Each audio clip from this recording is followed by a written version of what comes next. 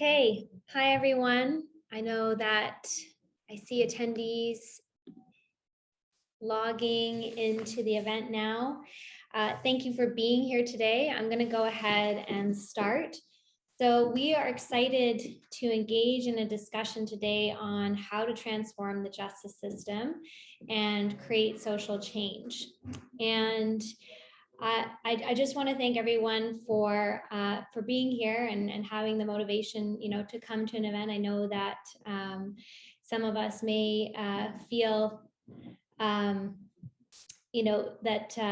doing this kind of virtual stuff, it's waning on some of us. But I really appreciate the people who are here today to engage in this discussion, and hopefully, in the future we can do more in person. And get to see each other and interact a little bit more in person. But for now, we're here, so thank you. And I want to start off by saying that many people, including me, feel very lucky to call Canada home. And I want to acknowledge and recognize that this country is the traditional territory of diverse Indigenous people who called this land home before the arrival of settlers. And many Indigenous people still call this land home. And I'm sitting in an office building in Toronto, which is located on the territory of the Anishinaabe, Mississaugas, and Haudenosaunee. And I'm committed to asking myself the following questions, and I invite you to do the same. What is the history of the nations who've lived in this country before colonialism? What are the impacts of colonialism?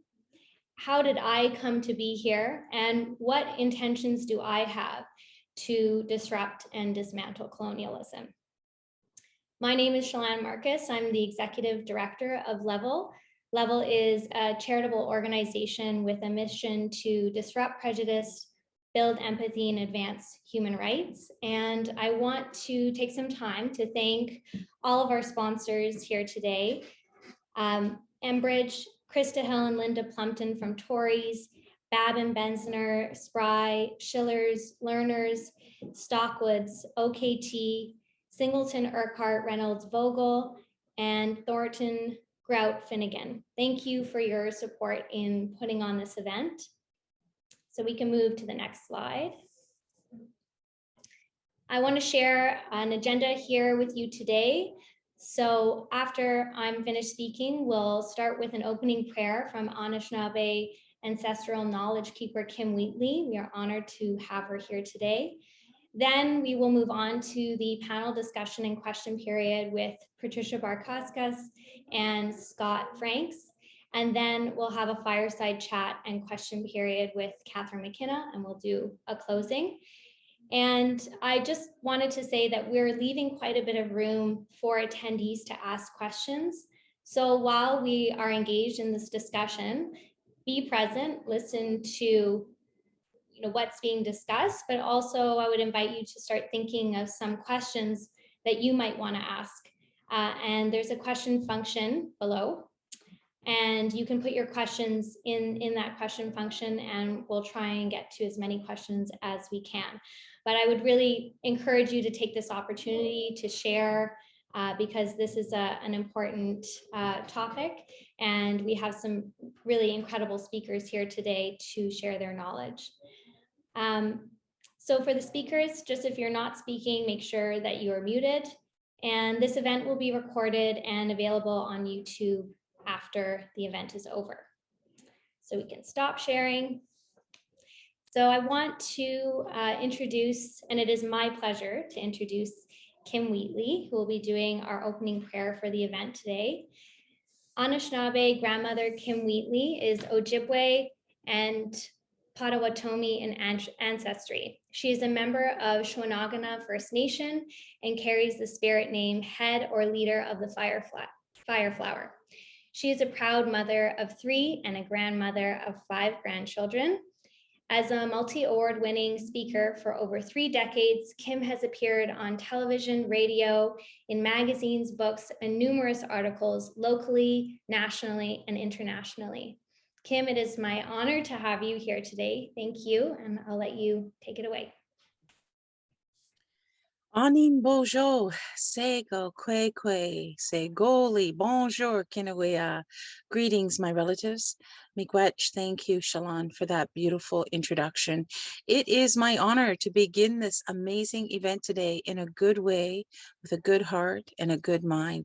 And I have lit the medicines to kind of prepare ourselves and gather our thoughts, to encourage you to come from your head space down to your heart space and embrace the sharings that will be delivered in that good way today to each and every one of us. You will have your own reasons for coming, and as you navigate why you have come, don't let that distract you from hearing the messages that will be shared. I want to acknowledge the Williams Treaty territories that I'm tuning in from today.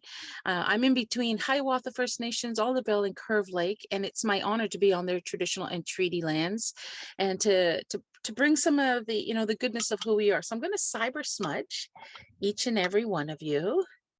Spirit knows no bound. And when we bring our hearts and minds together, we want to think about all of the sands, the soils, the clays, the gravels, the rocks, the stone beings, and the mountains. These are the most ancient beings on earth.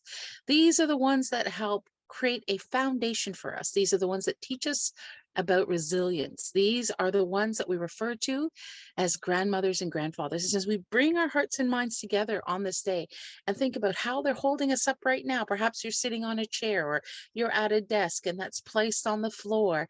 Think about who's holding you up.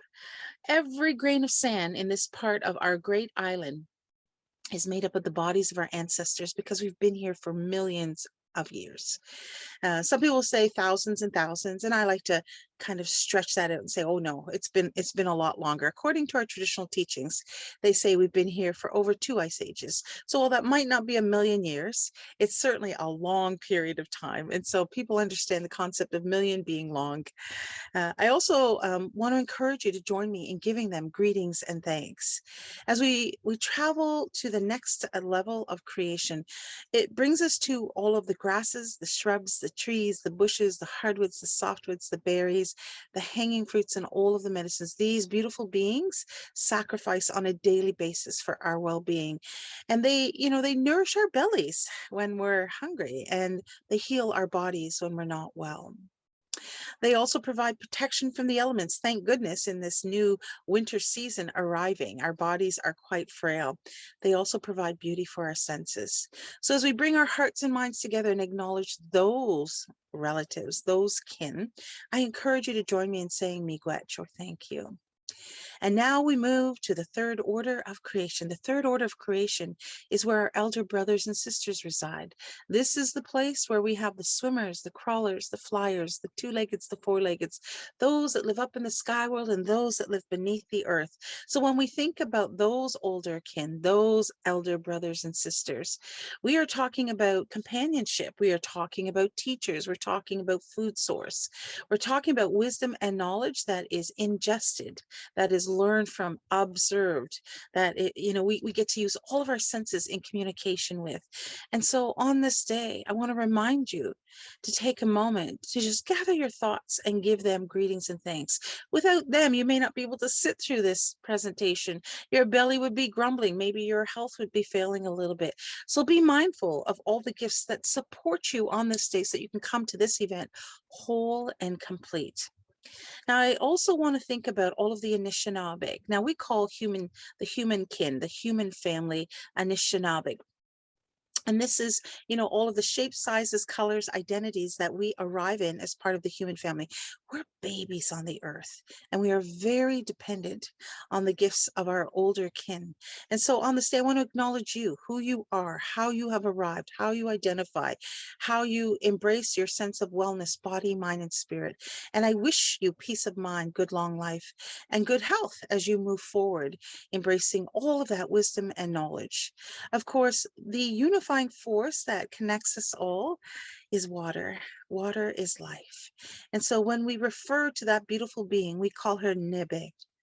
And she has a forever memory.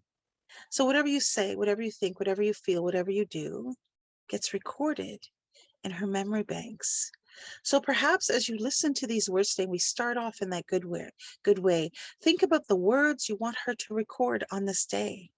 What do you want her to remember? What do you want her to record as an emotional memory? What are you feeling? Be sure to have a glass of water next to you, and be sure to give her thanks for continuing to be available to us, to flow through our bodies, to provide that healing and to provide that connection to our ancestors, those that came long before us, those that will come long after us, and of course to each and every one that is present today. As I bring all of these words full circle, I invite you to think, feel, or say the words you feel that I might have missed, the words that you think are important for us to embrace as well. You know, when we come together to open in good ways or close in good ways, or just be present on these, these days that we get to open our eyes to, it is a gift. It's a very important gift, and you are a unique gift on this planet. You have unique skills, thoughts, resources available to you that only you know really how to navigate well. And so as we engage in the shared learning that's about to be, conducted through this particular Zoom, I encourage you, to be really present, learning new things. Sometimes will challenge your own beliefs, and you might get lost in that and then not be present with what's being shared. Challenge yourself, allow your mental bird cage to stretch, allow your heart to embrace, and really control your mind and the ego housed within it that, oh, that can't be true, or I don't agree with that, or, oh, she or he is off in left field. It doesn't matter. If it's new to you and you're feeling that resistance, what matters is how you choose to respond to that. So let's be open, let's be inclusive, let's challenge ourselves so that collectively we can commit to the greater good's health and wellness and knowledge base. We need to change things, and we can do that one heart at a time. So it's been my honor to open in this good way, and I look forward to the words that will be shared, and I look forward to the changes that we will now, or perhaps in the near future, be able to see, in a tangible way as a result of this one little gathering that we are here sharing in today. I am Shkuden Nigan Wawaskunen. I come from Shawanaga First Nations, and I want to just close this circle with some words to spirit. Anin Bojo Mishike Dodem. Shkuden Nigan Wawaskunen Indigenous Shawanaga and Dunji. Hablak and Dunjaba Anishinaabe Quill Jibwe Bodawadami and Dow. I am halfway in the Sky Woman. I'm also head or leader of the Fireflower. I identify as Turtle and Bear Clan, and it's been my honor to set us off on that good road together today. Miigwech. Thank you, Kim. Thank you for being here today, and thank you for those beautiful words. I'd like to acknowledge and invite panelists Patricia Barkaskas and Scott Franks. So I'm going to start with an introduction for Patricia. So Patricia Barkaskas is an associate professor of teaching at the Peter Allard School of Law. She is Métis from Alberta. Her research focuses on the intersection of justice and law, including access to justice, clinical legal education, and decolonizing and indigenizing law. She is particularly interested in examining the value of Indigenous pedagogies in experiential learning, clinical legal education, and skills-based legal training, and disrupting the normative violence of colonial legal education. She is the academic director of the Indigenous Community Legal Clinic, which is located in the downtown East Side community of Vancouver on the traditional ancestral unceded territories of the Musqueam, Squamish, and Tsleil-Waututh nations. Thank you, Patricia, for being here today. Scott Franks is our other panelist today. Scott is an associate professor at the Lincoln Alexander School of Law. His doctoral research investigates the judicial construction of Métis legal identity in the Alberta Métis settlements. His Master's of Law research investigated barriers and opportunities to the implementation of the Truth and Reconciliation Commission's calls to actions in law schools.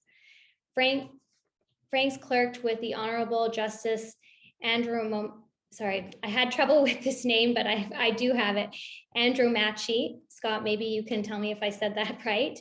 And Karat Katsanis and the Supreme Court of Canada, and he practiced at OKT LLP, a national Indigenous rights law firm and one of our sponsors here today. He has a Juris Doctor from Osgoode Hall Law School and is an alum of McGill University and Lester B. Pearson United World College of the Pacific. Franks is a citizen of the Manitoba Métis Federation and is from Northern Saskatchewan. Thank you, Scott, for being here today.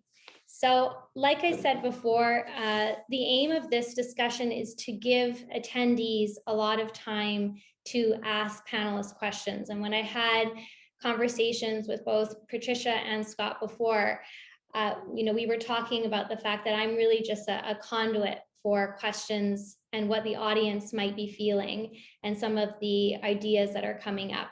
So I'll start off with 50 minutes of my own questions, and then I'm going to open up the floor to the attendees if they have any questions for the last 25 minutes of the panel.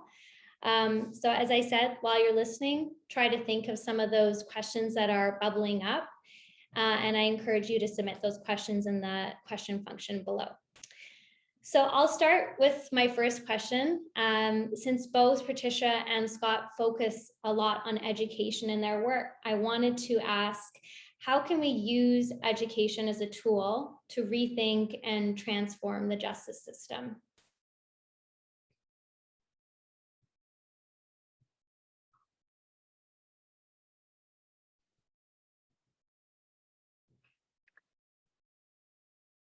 So maybe I'll just jump in then. Tanshikio, Patricia Barkaskas, Anishinaabe. I want to acknowledge that I'm sitting today on the unceded ancestral and traditional territories of the Musqueam, Squamish, and Tsleil-Waututh people here in what is now called Vancouver, BC. And it's an honor to be here with you all today.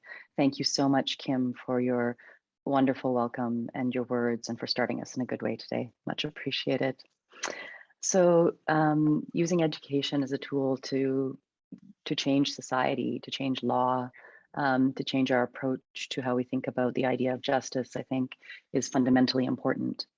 I know that in the work that I do, it's been very clear to me, and I've been taught by many elders from various communities that education is a starting point for changing the world, frankly. And in that work, it's about, and I think Kim, you had said, changing people's hearts. And an elder that I have the privilege of working with on our Women's Council here in BC says this all the time, that really changing people's minds is really about changing their hearts and bringing us together and making sure that we understand one another. So the work that I do begins with a process of trying to discover who we are together. And my particular pedagogical approach to that, or methodology in doing that work, was taught to me by Darlene Johnston, who I want to acknowledge, who is an Anishinaabe scholar and lawyer, who taught me about situated relatedness.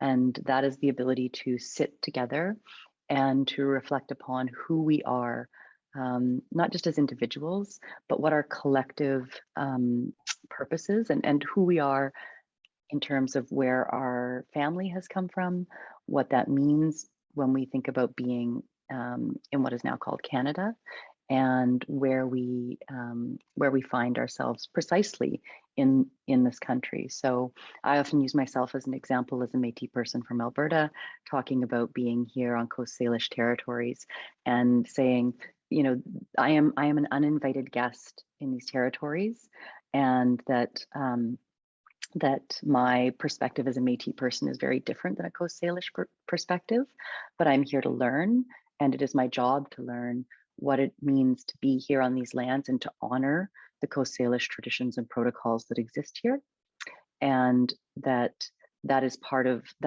my work in being a person here, acknowledging that I am in someone else's territory, on someone else's home, and so bringing that into the realm of law or justice, I think, is one of the most important things we can do, because to situate ourselves in context to others is the way that we begin to open the door to understanding who another person might be when they introduce themselves to us and situate themselves.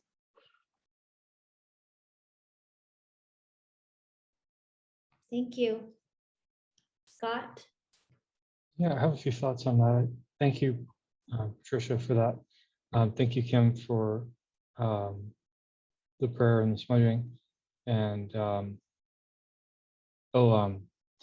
Justice Andromaki Kerkatsanis. And I'm an assistant professor at Ryerson. So I think that it's very obvious that education is important because the TRC has specifically identified it as the thing that's required for the response from the justice system. So call to action 27 relates to the law societies and ensuring that all of their licensed professionals have certain skills and training. And call to action 28 addresses that for law schools. So the TRC has told us that education is important, not only for the new generation of lawyers, those who are currently in law schools, but also the ones that are currently in practice. And we also have the late Justice Lance Finch in his Duty to Learn speech at the BC Law Society had talked about there being a duty to learn Indigenous legal orders and perspectives as a core part, not only of doing the work of reconciliation, but as a requirement for justice professionals, judges, who are having to take the Aboriginal perspective seriously in not only constitutional cases, but also criminal law cases in the application of principles such as Gladue sentencing provisions, and any number of additional considerations that come before a justice. So we know that education is very important. It's one of those things that has been identified to us many times as important. And like Patricia, my pedagogy could be understood as a relational one. Obviously, coming from my background as a Métis person, being raised in a more predominantly Cree community in northern Saskatchewan, concepts of Wachidawin, or also sometimes said Wakotawin, are which is describes our relationships, are very fundamental to my pedagogy. But I've also grounded my pedagogy in aspects of social psychology related to prejudice reduction because I do identify prejudice, which I define quite broadly as being one of the barriers to transformative change. So I ground quite a bit of my pedagogy in the literature from social psychology, an area called prejudice reduction theory. And I do that in addition to grounding it in critical Indigenous legal pedagogies and critical race theory as well. And Scott, on that, why did you choose social psychology? Why was that something that you gravitated towards? It was pragmatic, really, for a few reasons. One, before I went to law school, before I worked at Old Disclare Townsend, I did a program evaluation for the Provincial Health Services Authority in BC related to an Indigenous cultural competency program. And to evaluate that program with the group that I worked for, which was called Reciprocal Consulting, we looked at the literature in education business related to cultural competency, but we also used prejudice reduction theory. And the goal there was to be able to have a methodology that was supported by empirical research that could be used to evaluate progress towards changes in healthcare professionals' treatment of Indigenous patients and people who are interacting with the healthcare system. And so when I was in law school, I was thinking about how this framework could be not only persuasive for people who, there's been a documented experience for a lot of critical race scholars that narrative approaches are written off by certain listeners.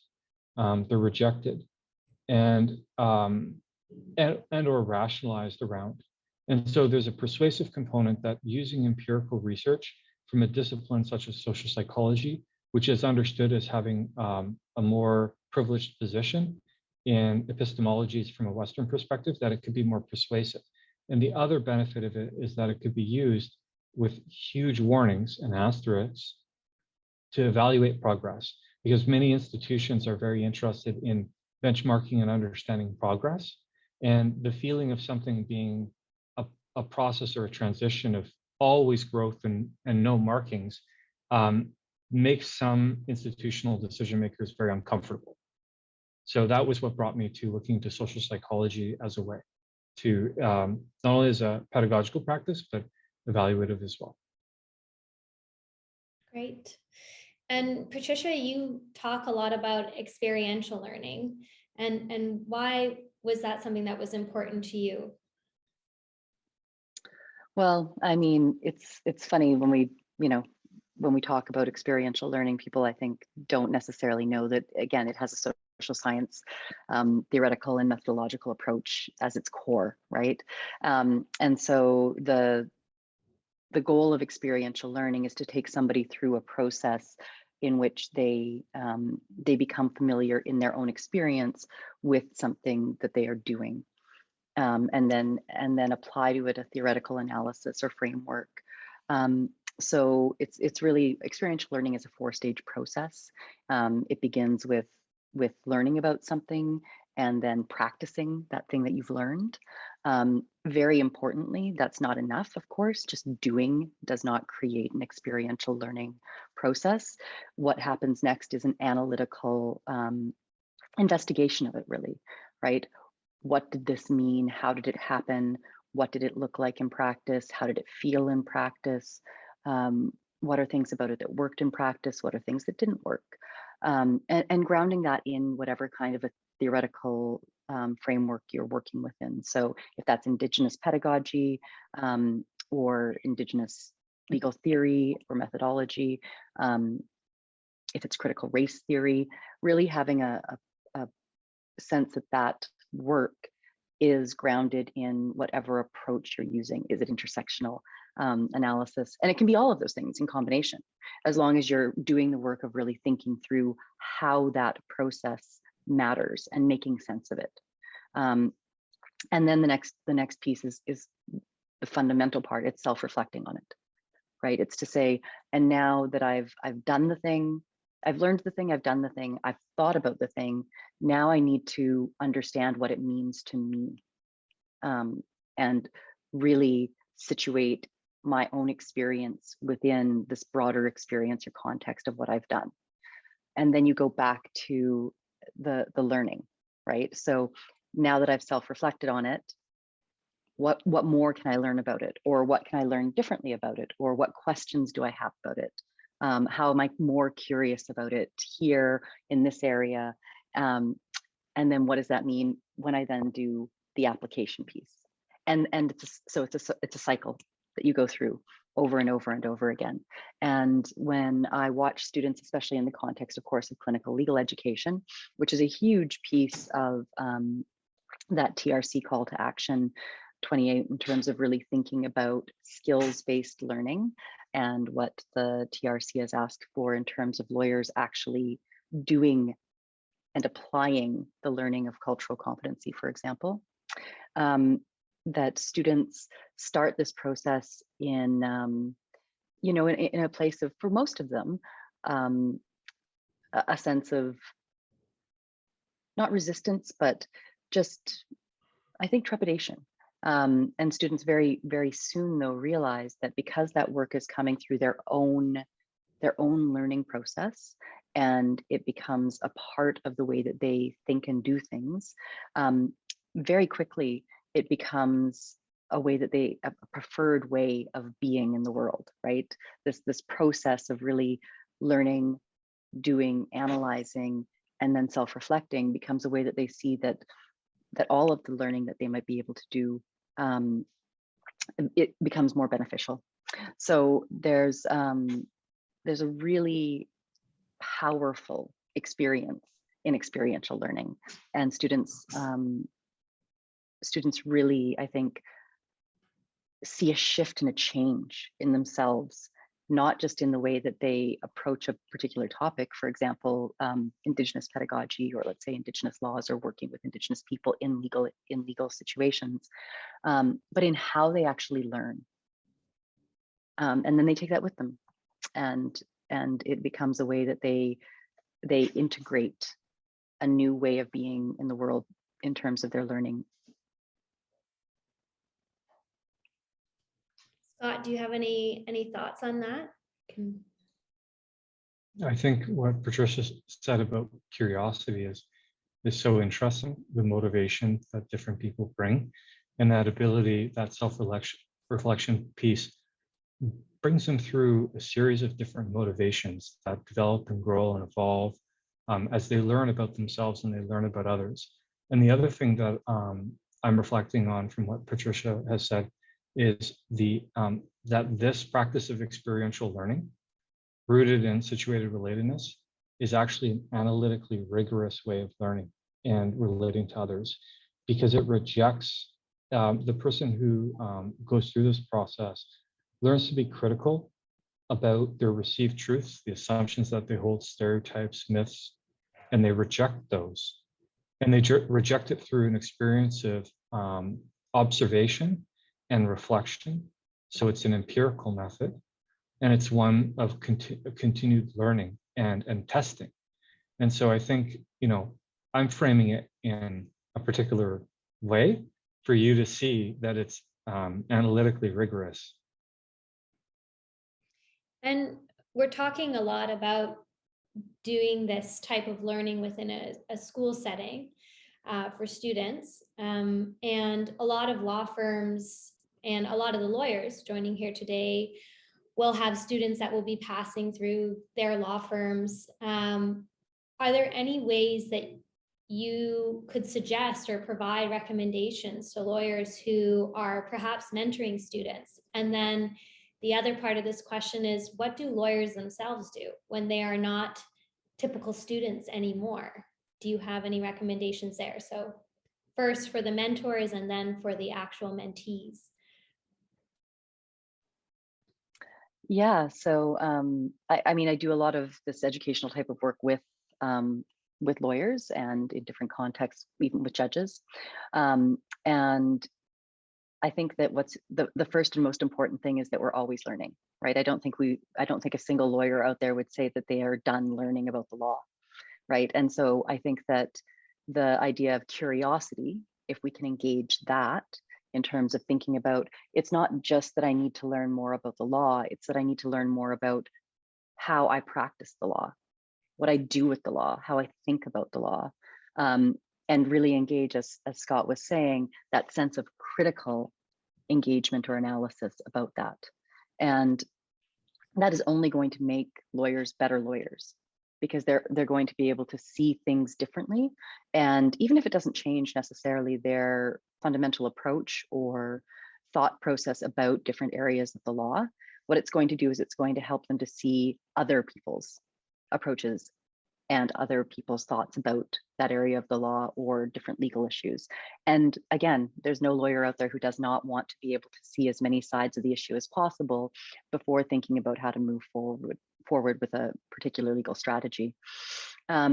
So I think that the first thing that lawyers need to do is to engage their curiosity again. I think that sometimes when we practice law, and I've practiced in several different areas of law, and of course, the Indigenous Community Legal Clinic is, it's not a law firm. Obviously, it's a clinic, but we are representing clients, right? The work we do is the work of being lawyers, and all of the file work is conducted under the supervision of lawyers.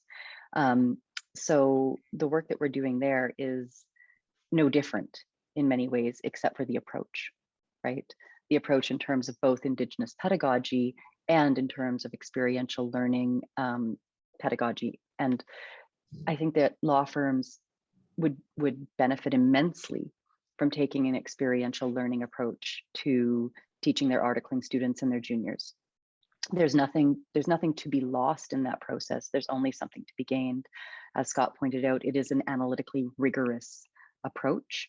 And the kind of learning that happens from it is not only transformative because it helps people learn to learn better, frankly, but also because it actually does this work of really transforming one's ability to look at legal issues differently. And again, there's no lawyer out there who does not benefit from that, right? Or judge.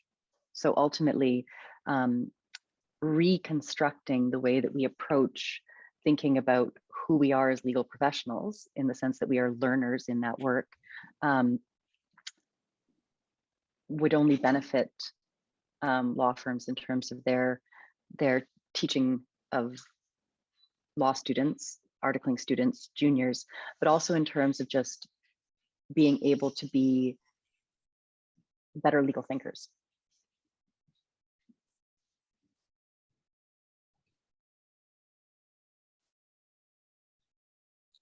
So may I contribute some thoughts on this as well? I saw we have a question as well that I quite like. I think I'm thinking about like some of so their law firms already do modeling and experiential learning for their associates and their articling students, and that's really what the idea of like immersion into the legal culture is. But the types of experiences that law students get are often related to things like doc review, factums, memos, coming and sitting in court, etc. And that type of learning, experiential learning, is very valuable for developing each articling students like proficiency as being lawyers and entering into that legal profession. But we're talking about reform and more and different types of change. And so I think one of the things that is valuable is actually giving articling students and associates the possibility to be more often in client meetings and come to client locations and in the Indigenous law practice into client communities. And I think the mentors will actually find that they will benefit a lot in their own learning from having those students come, because those students may have had experiential learning opportunities in law school and may have actually had experiential learning opportunities when we're talking about the Indigenous practice context in Indigenous communities. Those students might be better prepared than some of those mentors or those lawyers. The other thing that's helpful is for lawyers to see that as much as they have certain learning goals or objectives for their students, they should be curious about the goals that the articling students and associates set for themselves, what that interesting journey is for them, about who they want to be as a lawyer. And that might mean acknowledging the fact that that articling student or associate will not stay with your firm, and kind of having in that sense of comfort and still seeing the value of providing those learning opportunities to that articling student. For lawyers, I think the advice that I would think about is to go beyond your professional community.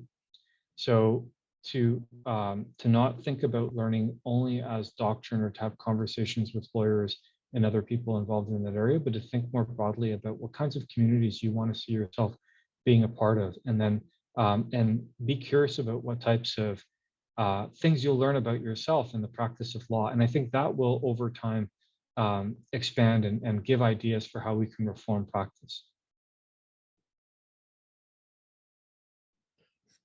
Thank you. And Scott, did you want to touch on the question that just came up?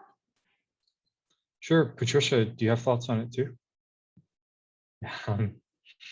Do you want to share first, Patricia? I'm happy to listen to what you have to say. I just realized actually that it was said in the chat, so I can't broadcast it. I'm going to read it out if that's okay. Oh, okay. Or Scott, actually, if you want to read it out. Go ahead. Sure, I'll read it out to Patricia. Okay. Person says, as an Indigenous lawyer, scholar, and warrior, I am passionate about encouraging our people to join us in the field of law. What is your stance on the summer law program in Saskatoon? And the summer law program that they're referring to is called the Program of Legal Studies for Native People. It was a preparatory law program for Indigenous students before they went to first year of law school. And the students took real property, personal property, and then Indigenous law. And they did that for 2 months together, all with their peers. So what are your thoughts, Patricia? So first of all, thank you for the question. And also, I just want to say that, caveat, this is one person's perspective, of course. I didn't go to the summer law program myself before going to law school, but many of my peers, of course, did, and many students that I've taught since have. And I've heard nothing but good things about the program and what it offered to students, not only in terms of being an opportunity to learn real property law and Indigenous property law, but also in terms of preparing students for the world of law and for law school. I think that the program is a great example of what I mean when I talk about disrupting the normative violence of legal education, right? It really was a transformative program. And I know I keep using that word, but really at its heart, something like that is both experiential in nature and relies on an Indigenous methodological and pedagogical approach is exactly that. It was disrupting the normative violence of law school in a way that I think gave the law students incredible confidence in coming into their legal studies, and an opportunity to see that even though they might enter an environment in the regular law school context that was full of that kind of normative violence in learning, that they saw an example right from the beginning of their careers about how things could be done differently. And so I think that was inspirational and remains inspirational for people who attended that program. I think that it's a shame that the program is no longer available. And of course, there will be different responses to that. I know that right now at Allard, we offered in the last couple of summers opportunities differently in the 2 summers to engage in a summer program.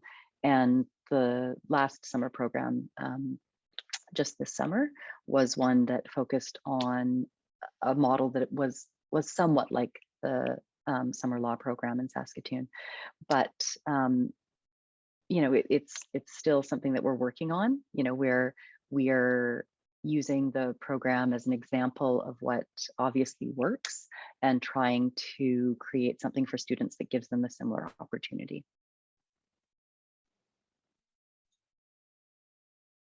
So I did attend the PLSMP or the NLC, and I loved it. As the person who asked the question asked, since I'm from Saskatchewan, and that's kind of true. For me, it was just such a great opportunity to be back. Wasn't my home territory. I'm from Treaty 6 adhesion, and this was Treaty 6. But friends were from Montreal, Lake Cree Nation, and surrounding First Nations down south a lot too. And it was really nice to be there and in that environment for me.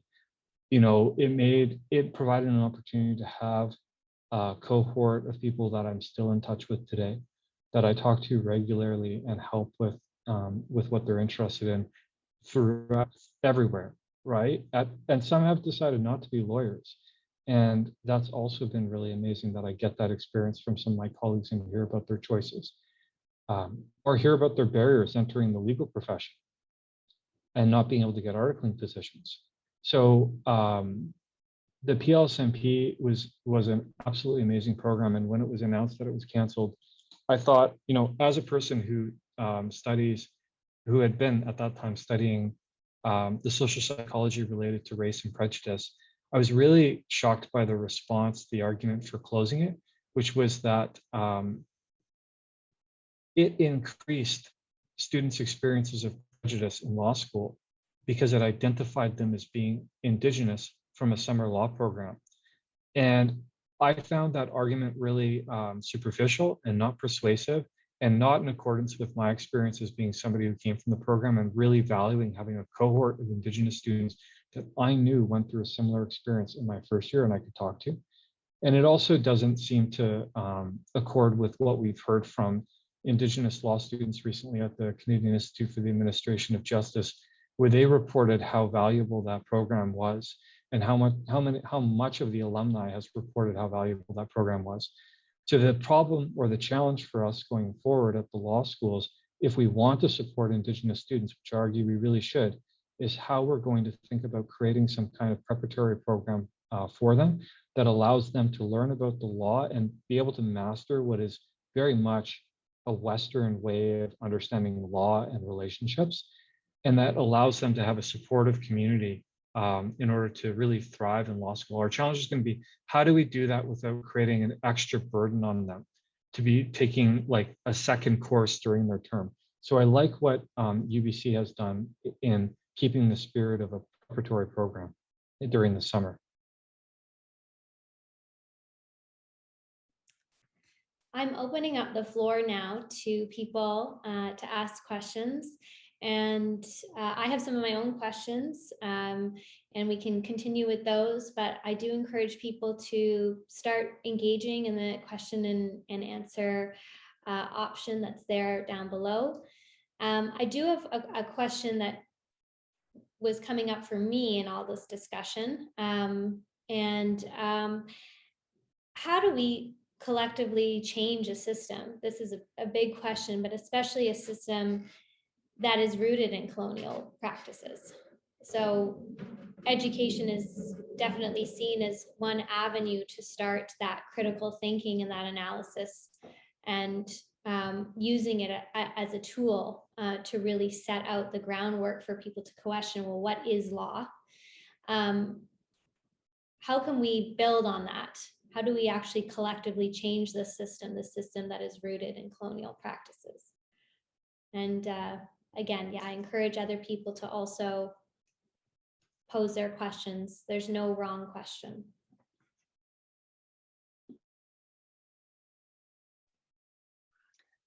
So I think that one of the ways, I mean, I think I just go back to this, right? We're here to talk about transformative change, and education isn't just a starting point. It is a continuum, right, throughout a person's engagement with cultural society and the law. So I think that at the end of the day, really reminding people that they are always learning and they can always learn, and reminding individuals that they are in fact, they are the collective, right? That we are, as individuals, what makes up the collectivity. And so the more that we alter how people think about, engage with, and are curious about what it means to live in a country that is foundationally based on colonialism and genocide, is going to be really, really important as we move into the future. You know, and we see more and more law schools taking up this work in terms of you know, new programming that engages people in the history of Indigenous settler legal relations in Canada. But it can't stop there, right? And we do see things happening, like the Law Society of BC introducing their cultural competency training for lawyers, which is running in a pilot form at this point, and other shifts, including, you know, Scott, you mentioned the CIAJ, of course, and the programming that they've been doing, such as the session that just happened last week that you were in attendance at.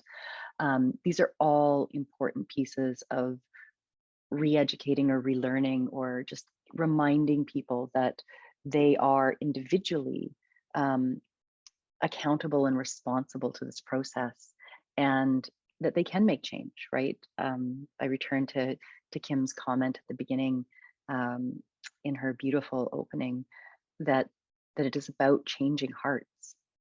And I know that that can sound esoteric in some kind of way, but it's really not. When we think about, you know, law is ultimately at its core how a society defines how it thinks of itself and how its citizens are treated, and the rules of engagement across how citizens relate to one another.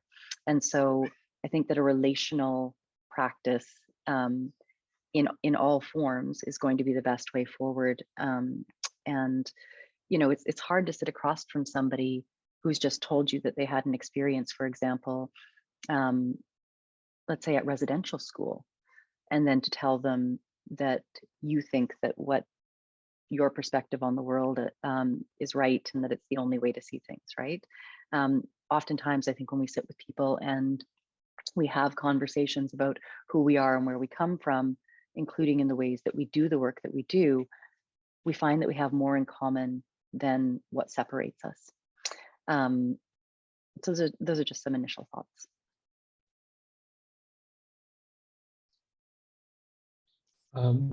So I think like there's quite a number of things, right? Like the work that Level is doing, that also Oltius Claire Townsend has done with the Quashqueman Aboriginal Law Moot, for example, or the Anishinaabe Law Camp at Osgoode, for example, or what firms do in hosting students for the Osgoode Intensive in Aboriginal Lands, Resources, and Governance. These are all very tangible activities. There's also the possibility for advocating to the Law Society for reports or considerations of things related to maybe, for example, the good character requirement, or other procedures that might be within the scope of the Law Society's ambit, continuing legal education, for example. Then there's things that can be advocated for statutory change. And so things such as looking at standing provisions or procedures against the Crown, statutes of limitations for claims in different provinces. This will be more relevant than in others. This requires lawyers to act not in their legal role, but as informed democratic participants, writing to their members of the legislature or parliament related to statutory reform. You can also attempt to make arguments within the court that are informed by the Indigenous legal scholarship on the integration or the use of Indigenous legal orders in courts, and refer to cases such as Justice Garmon's decision in Pastien and Deneta, or the consideration of Inuit law and experiences in Justice Berger's decision in the Queen and Epoch, which is a Nunavut Court of Appeal decision from 2018. But I think one of the things that comes with all this work is an assumption that whatever change we do occurs within the settler colonial legal system. And so it is an incremental approach, and it is one that starts with an assumption that we will maintain Canadian legal systems as having a role in regulating relationships between individuals. We just want it to be done better or with less harm to Indigenous clients or communities. And so we can frame all of this activity as what's called the settler harm reduction approach. The idea is that we maintain settler colonialism. It's not decolonial, it's incremental, and it reduces harm to Indigenous communities. And that's very different from a decolonial approach. The decolonial approach is going to require us to think more critically about some of the core assumptions around the Crown's assertion of sovereignty, of property relationships, and much things like that, the denunciation of the doctrine of discovery, for example. So there are things, and I've framed them in different ways, but those are some thoughts that I have. Great. I like these tangible actions that people can take, and how they can start thinking about change within their own role as a legal professional. We have a question from Kathy McGrath. What role does restorative justice have in the education of all law students? Which I think is a great question.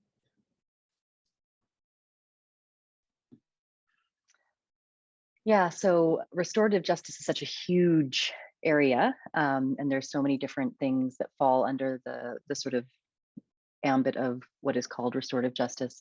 And some of the work that I've done, I've taken a look at various restorative justice programs across the country, and I think at the end of the day, you know, lots of folks would say that while restorative justice is an interesting idea and can be implemented in a way that does engage Indigenous laws, that it's usually under the umbrella of transformative justice that we find things that work more in alignment with Indigenous laws and Indigenous approaches.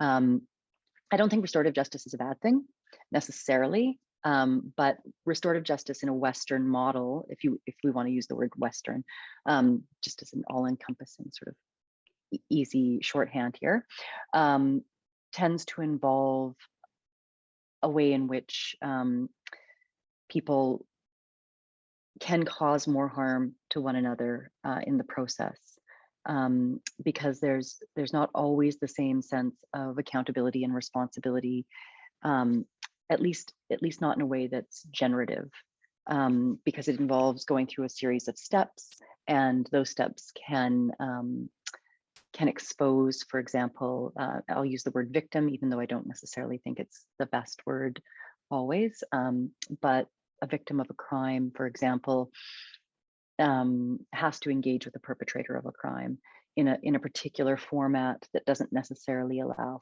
for the victim to feel held up or to be restored, right? And in many Indigenous restorative justice processes, even though that's not what they would be called in each different community's own language, that's generally the goal, right? Is that if someone is harmed, you're trying to restore them to a place of the place that they were at before the harm occurred, in whatever way is possible. Historically, some of the things that we've seen that happened in many different communities, for example, was that if there was a murder or a death caused by somebody, then literally a person from the community that was responsible, or potentially the person that was responsible, would have to step into the other community and become a part of that community, right? To literally restore, to balance the fact that somebody had been taken from that community. So I think that there's a way in which, if we can decolonize restorative justice, there's a lot of potential there to change the way that we approach how we deal with crime, and how we deal with the relationships between people when harms have occurred. And I think that some of the great examples of that exist in the history of Canada have been when First Nations have taken on that work themselves. For example, some great examples come out of the Yukon, where we see communities that, after the Royal Commission on Aboriginal Peoples received some funding to engage in their own justice models, and in those instances, communities really were able to transform the way that justice was happening in their own communities. That's not the only, Yukon's not the only example. It happened in different places in Canada, but I'm just thinking of those because I know them a little bit better and more familiar with them. And then when funding was taken away for those programs, or for the supports that were in place for justice to happen through a particular nation's own conception of it, unfortunately, things returned to a model that I think engages what Scott's talked about in terms of settler harm reduction, instead of really a decolonized, transformative justice approach. I'll turn it over to Scott at this point too. I don't have anything to add.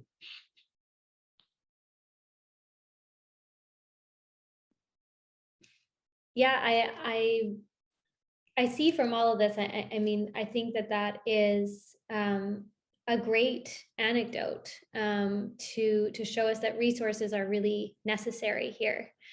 We're coming to the end of our chat. We've got about a minute left. So I really do want to encourage, if anyone else has a question that maybe they've been thinking about, to put it in the chat now, because we have a little bit of time. But I just wanted to ask, and this goes along all of what we've been talking about, of what does unlearning look like? What does learning look like? How do we broaden our understanding of what constitutes the law? I know myself, having gone through law school, you spend 3 years studying the law, and to have to rethink it, it is a challenging task for some people.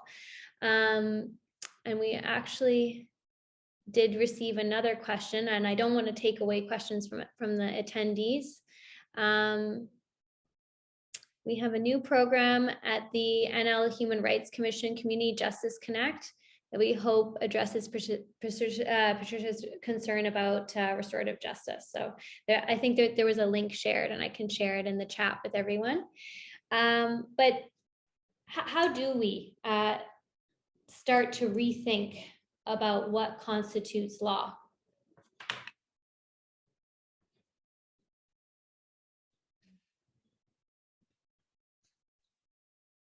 Well,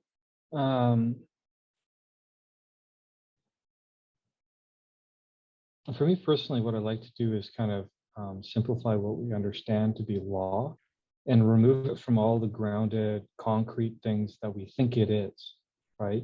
Law is a system for regulating behaviors between individuals.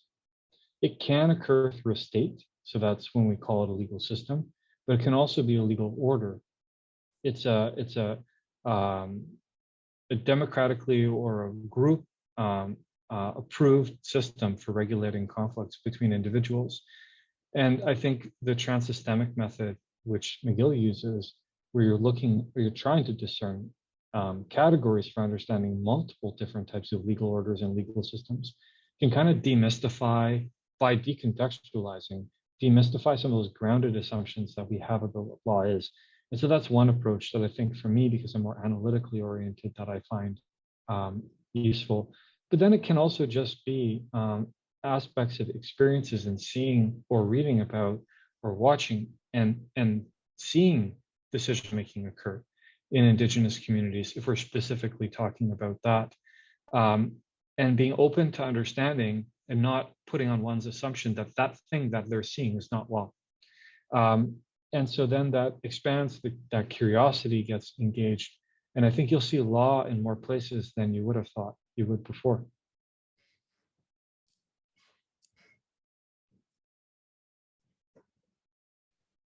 I totally agree. I think that's a really beautiful way of looking at it, that we can see law in more places than we would have thought of before. So I think that's a really nice way to end our discussion. And the discussion definitely doesn't end here. I hope that this spurs a lot of curiosity on behalf of everyone who's attended today. Thank you very much to Patricia and Scott for being here today and sharing your thoughts with us, your expertise, and we were really honored to have you. So thank you. I'm going to move on to our next speaker, and I'm excited to introduce Catherine Mckenna. And Catherine, I sent you this email kind of late because I was looking up, do I call you Honorable Catherine Mckenna anymore? I'm just Catherine. I'm now a regular citizen. You can say I'm from the Hammer. Maybe that add that. So some of you may know Catherine. She is a Canadian politician who served as the Minister of Infrastructure and Communities from 2019 to 2021. Mckenna previously served as the Minister of Environment and Climate Change from 2015 to 2019. She's a member of the Liberal Party, or she was a member of Parliament for Ottawa Centre from 2015 to 2021. She's trained as a lawyer, and in 2005, she co-founded Canadian Lawyers Abroad, which is now called Level, which is the organization that I work for, which is a catalyst for positive change and social justice. And after leaving politics, she wants to focus her energies on her family and fighting climate change. So thank you for being here with us today. It's great to be here. So I just think we had these amazing speakers. I'm just like, a pragmatist, not an expert on Indigenous law, although it is an area I think about a lot, and actually Level has done a lot of work. So congratulations to you, and also having this conversation. And I also, I want to thank him for starting us in such a good way. I'm coming to everyone from my house. I've got my dog beside me, so who knows what's going to happen, but looking to be pet, I guess, from the traditional territory of the Algonquin Anishinaabe peoples. And I will just say that what is interesting. I was reflecting on this. So I'm not in Parliament, but right now in Parliament, we just had history in the making. We had the Governor General, Mary Simon, start the speech from the throne in Inuktitut. And I think those, when I reflect on how are we going to make progress on reconciliation, it's almost overthrowing the system.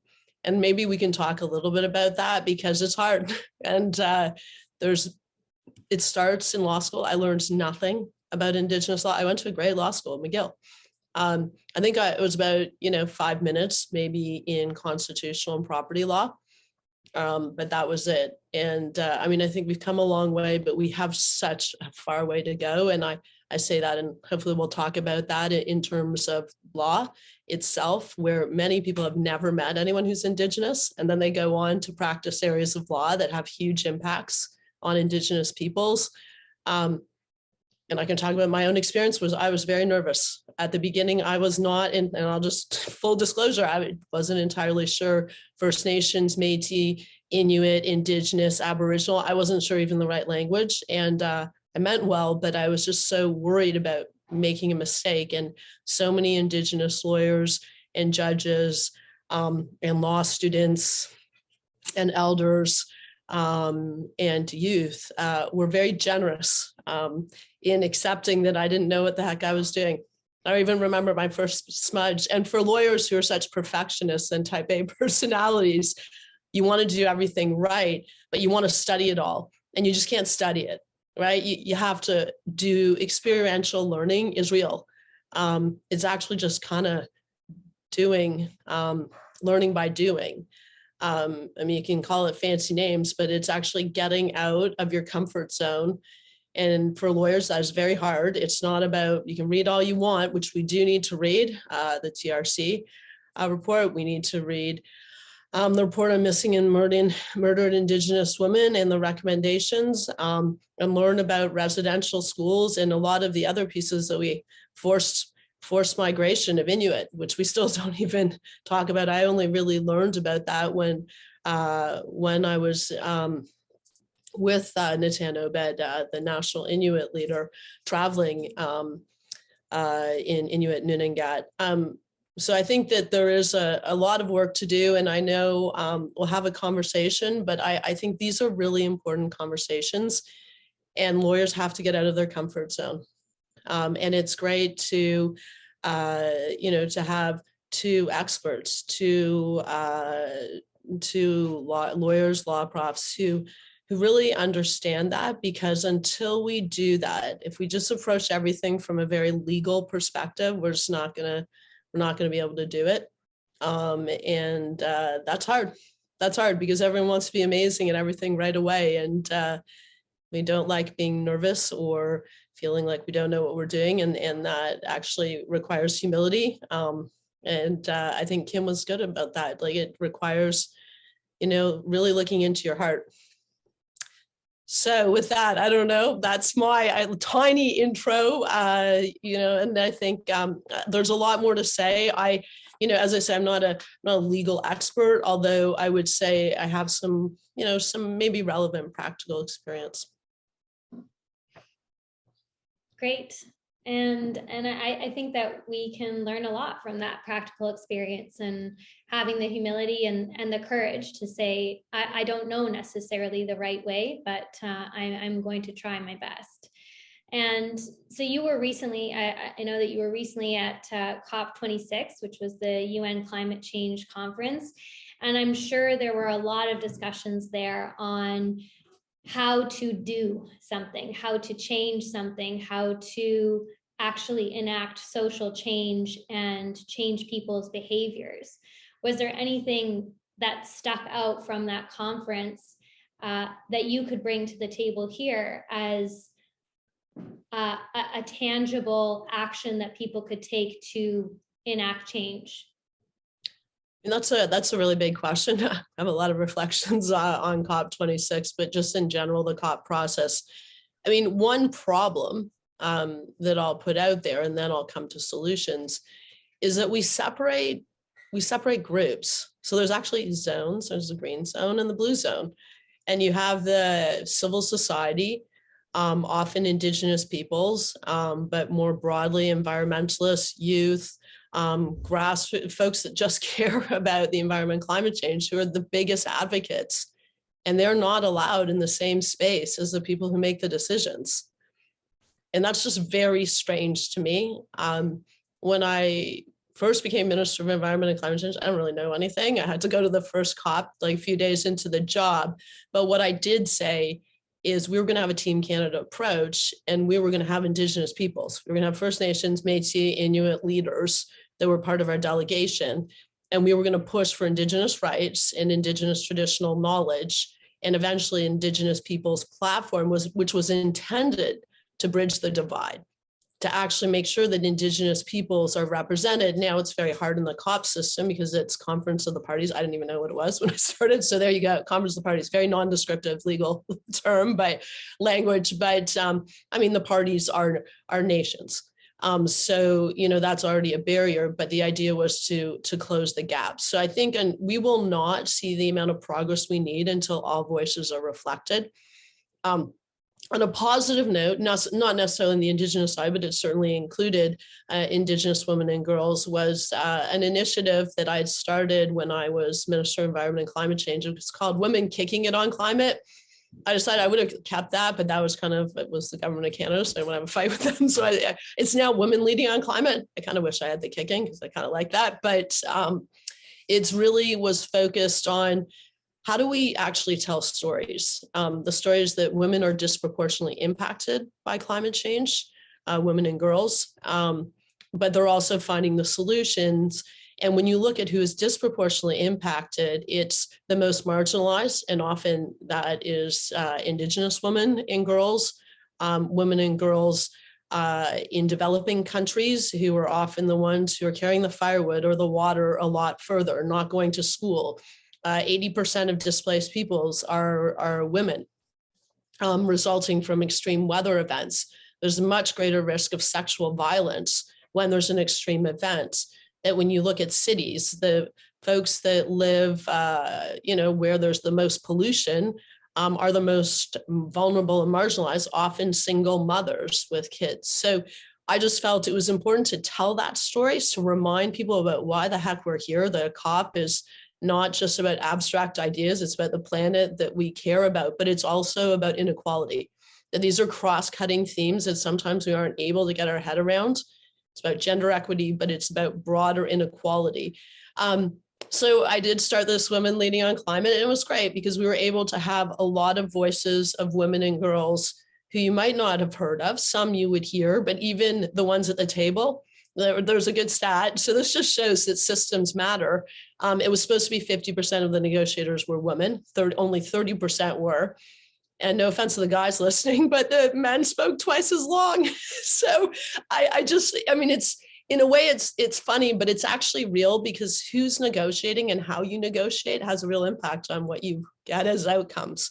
But anyway, it was a great, I felt that that's what we need to be thinking more about. If you're going to overthrow systems, you have to talk like real people and tell real stories and enable the voices that aren't often heard. And really promote those voices, because we heard a lot of guys talking about COP, a lot of privileged people, a lot of people that, talked in a way that was inaccessible. And I think that's a really big challenge to making progress.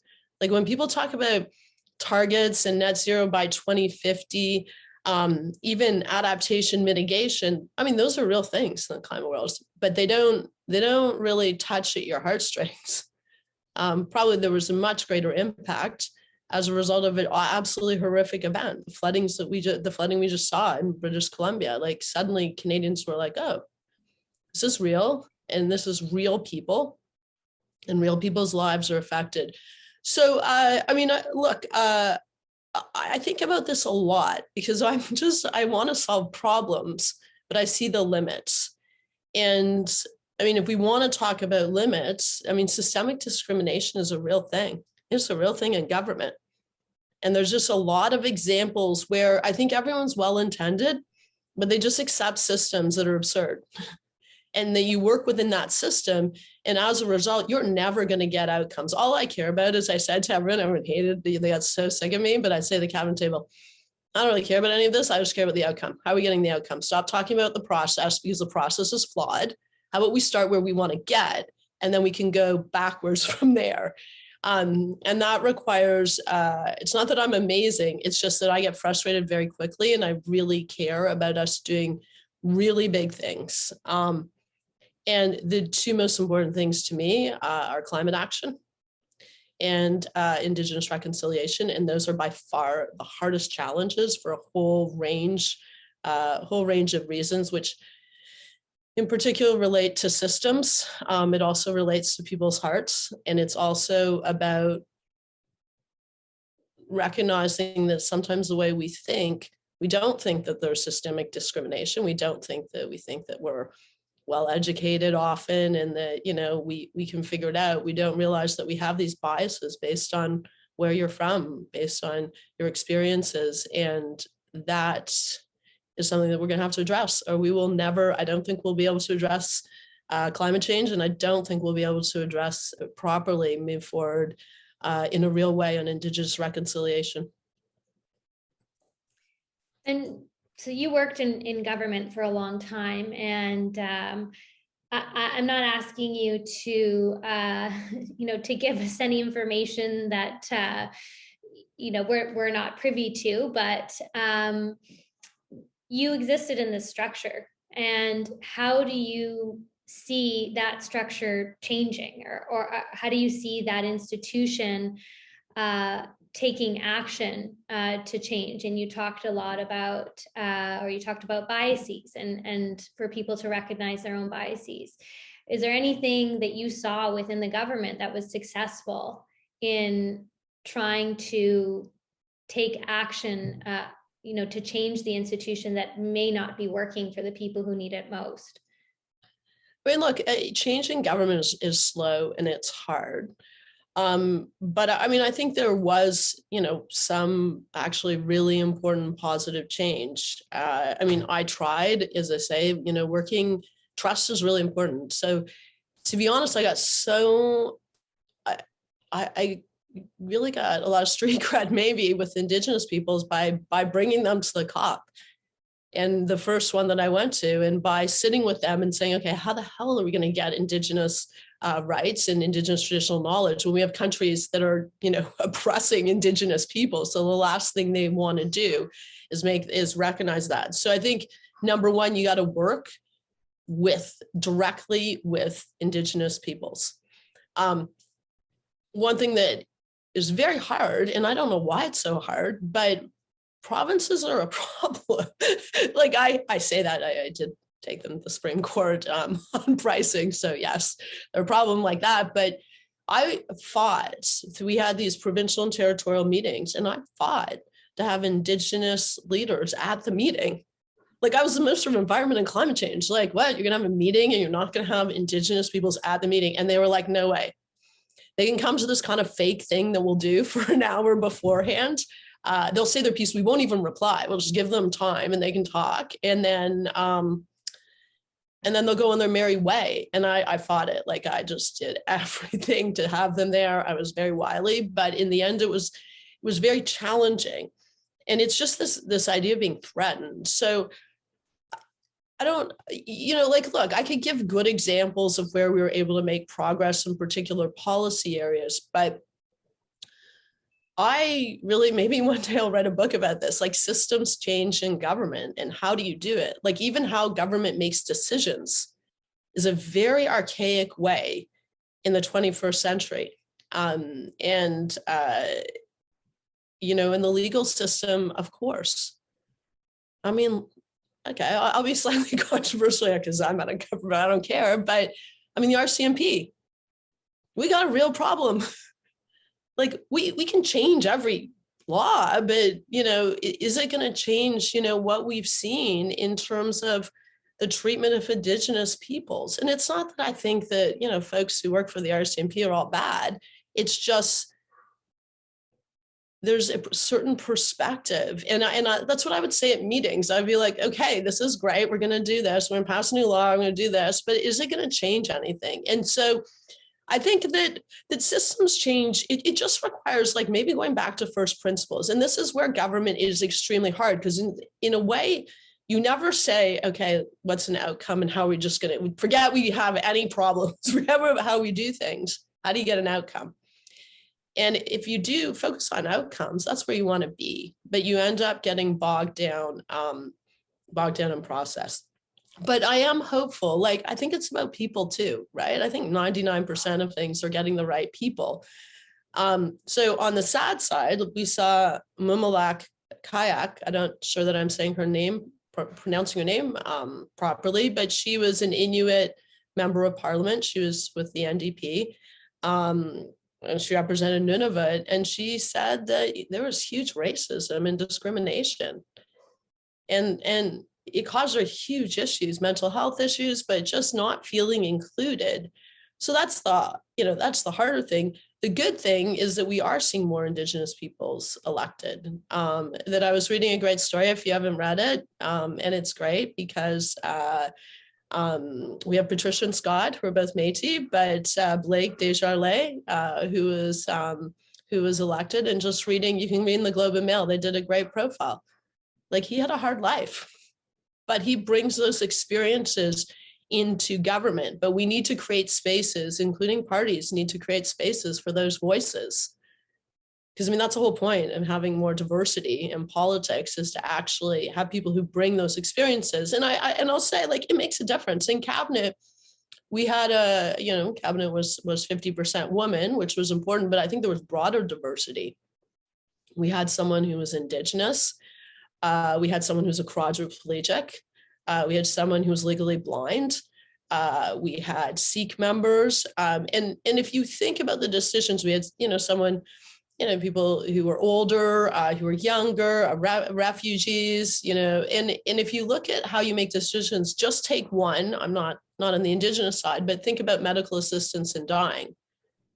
Like, think about the composition of our cabinet, and the different perspectives you were going to get, a real life experience that you wouldn't have if it was all a bunch of, 50-year-old white guys.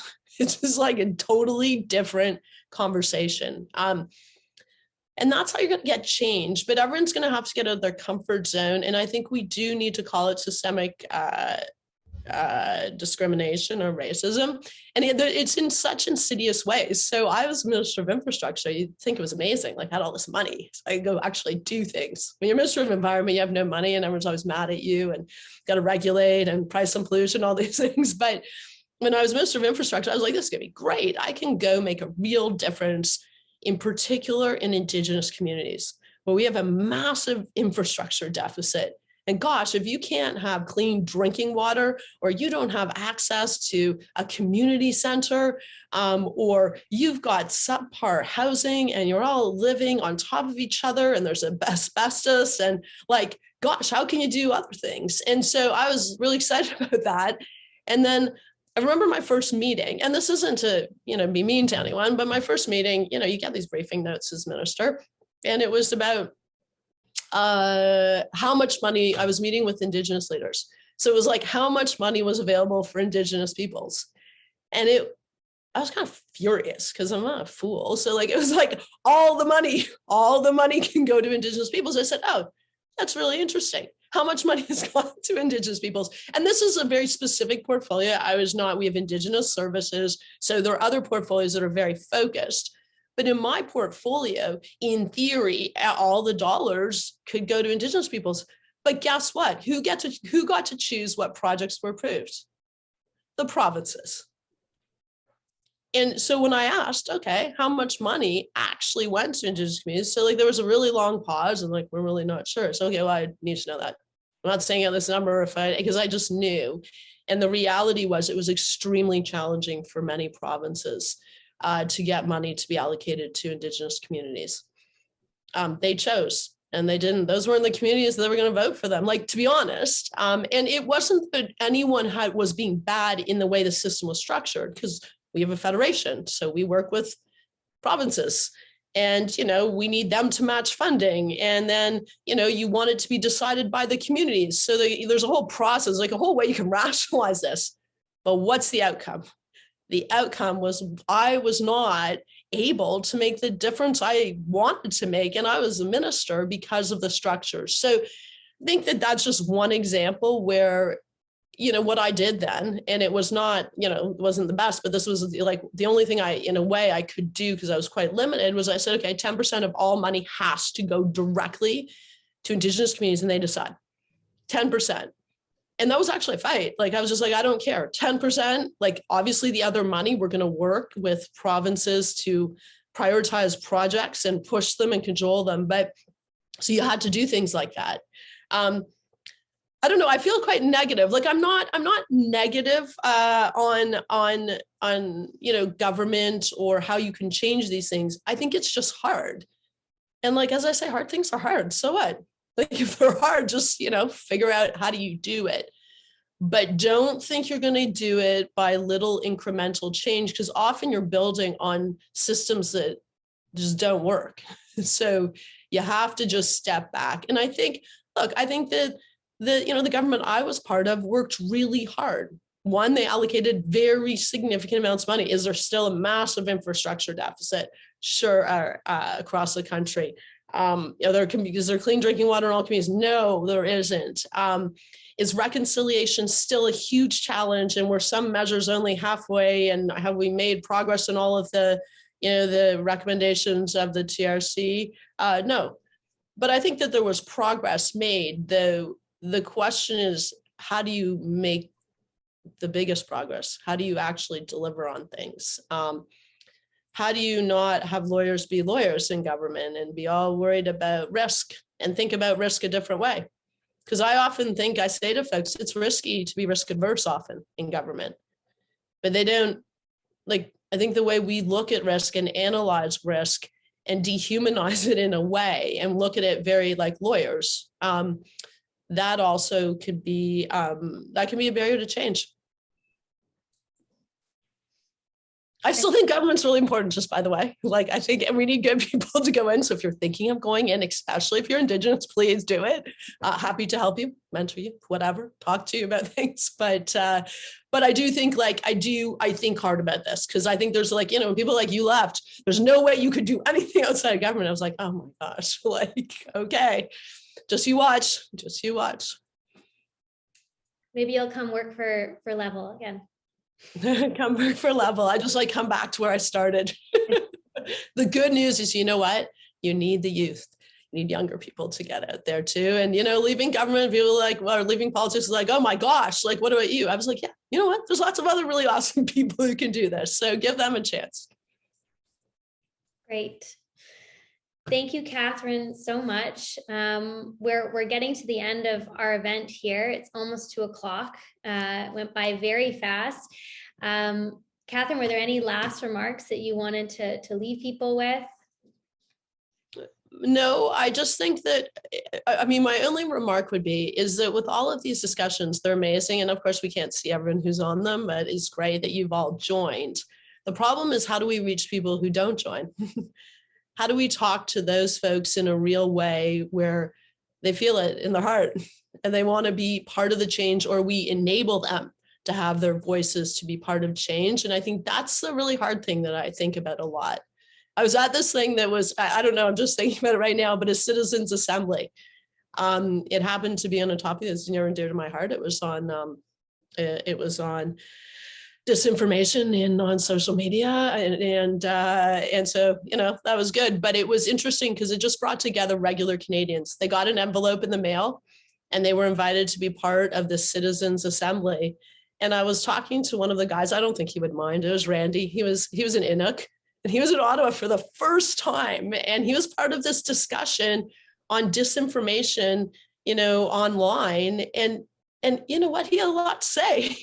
And this is our problem. Our problem is just, maybe because I'm from Hamilton or I'm Irish or something, elitism is really an issue because we don't even realize, like, everyone in Parliament is an elite by definition in a way.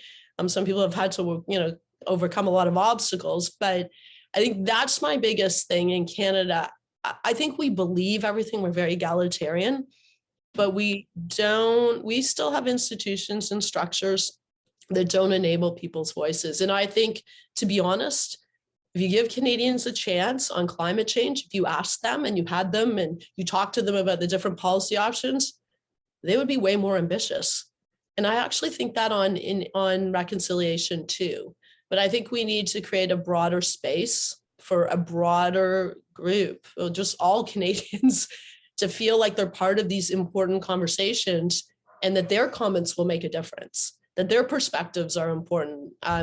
I don't know how we do that. I feel like citizens' assemblies are kind of a cool thing. And if we were to do one, just bring regular Canadians to talk about reconciliation or climate, I think you would get some pretty amazing outcomes. And if you stream them, people would see regular people, they wouldn't see fancy people, just talking like regular people and trying to mull through very difficult issues. So if anyone has any insights or any interest, that's something I'm all about, overthrowing the system now. I mean, look, I think politics is great, but I think we have to think about things differently. I'm focused especially on climate change, but the interconnection with Indigenous issues, gender issues, inequality is obviously there. So that's what I'm going to be focused on. But hopefully everyone here who's got their privileged position can also think, how do we get more people involved? And to Bonnie, who's like, how do we get more young people in the field of law, Indigenous young people? That was Dare to Dream in a way when we started that program with Justice Laforme many, many moons ago with the First Nation School of Toronto and also the Siksika First Nation, but we did it in different communities. And I thought that was important. Although the last thing I'll say is the funny thing is the people who learn the most, I thought, it was kind of focused on how do we support young Indigenous youth, but it was actually the lawyers that were like the Bay Street types who cared, but were so out of their element and having to deal with young Indigenous kids who didn't give a damn. And when they watched them doing a smudge ceremony, it was good. Or when they did a mock trial, it was just a good experience for everyone to get outside of their comfort zone. And it was, I think that's what we need. We need more getting outside of our comfort zone and giving more people opportunities and voices. But thank you for this. And thanks very much to Kim and to Patricia and Scott. And it's actually, I will say it's quite heartwarming because I don't know, started Canadian Lawyers Abroad, which was focused on the abroad part, and now come a long way focusing on Indigenous issues and reconciliation. So that's awesome. Thank you. Thank you everyone for being here today. So it's 2:00 and I just want to say, I hope that with this conversation comes action. You've heard it from Catherine, closing this off, that we should be more comfortable in our discomfort. And I think that is a really important point. So Kim, for whoever can stay on, Kim, do you want to close today? I would be honored to have that. It will be a short close. Many words have been spoken. Much truth has been honored in lots of different ways. I want to say miigwech to the candor of the speakers today and the way that they spoke from their hearts. And I hope that it was received in that way, as colonial thinkers and being colonial indoctrinated in terms of how you listen and the words that are chosen. Oftentimes there can be great divides. And I'm glad that I got to be a part of this conversation and see how human we can be, even in our specialized positioning or experiences, and that words have power. And I want to honor the words that have been spoken today. The fire has been lit, and hopefully that fire remains very warm and beautiful, but sustainable in your heart as change makers. We heard a lot of references that we can't change the system, but we can change hearts. And here's something to think about as you go through the rest of your day, and perhaps the rest of your life. When you feel good about something, you can remember it forever. You can recall it in detail. Your passion, your fire is always ignited, and it is sustainable. And when you feel badly about something, you go to that fight or flight mentality, which only divides us. We need to strengthen our circles. We need to come together with intentionality that actually serves the greater good. And so embracing, the beautiful nuggets that were shared in this conversation today, in regular language, by the way. So I want to applaud the speakers for choosing to speak, not in so much of an academic sense, but in a human sense, so that I could travel along in the conversation and not get lost on what's that word? What does that mean? I loved the fact that we could be real with each other, but we could also be very clear. And the clarity that I'm going to be leaving this particular event with is that I have done my best to take care of your hearts. I have done my best to represent spirit, because we are body, mind, spirit individuals, but we're more spirit in our walk. We're spiritual beings having a physical experience. And so if we can adjust that every once in a while when we feel a little off balance, and remember that, we can reconnect by just honoring our spiritual truths, and our spiritual truths are tied to our hearts. And if we can nurture our hearts and sustain that balance and harmony, I know for sure that we're all going to move together in a collective way that benefits the greater good. And I'm not just talking humanity. I'm not talking the law system. I'm talking about life systems and all the interconnected relationality that's involved in that. So I can wish you 3 things without consequence to close this up, because I know we're well over time here and some people had to drop off. But I want you to know that in our cultural teachings, we can wish you these 3 beautiful things. Please take them. Please embrace them. They are gifts. Peace of mind, good long life, and good health. It has been my honor to help bring us full circle, to honor the spiritual beings who came and bore witness to the words that were spoken, to the kin that are constantly recording and remembering, so that those that come after us can pick up those threads and perhaps weave together a tapestry that includes us all. Be well, everybody. Be well, be well, be well. Miigwech. Thank Good. you. Thank you.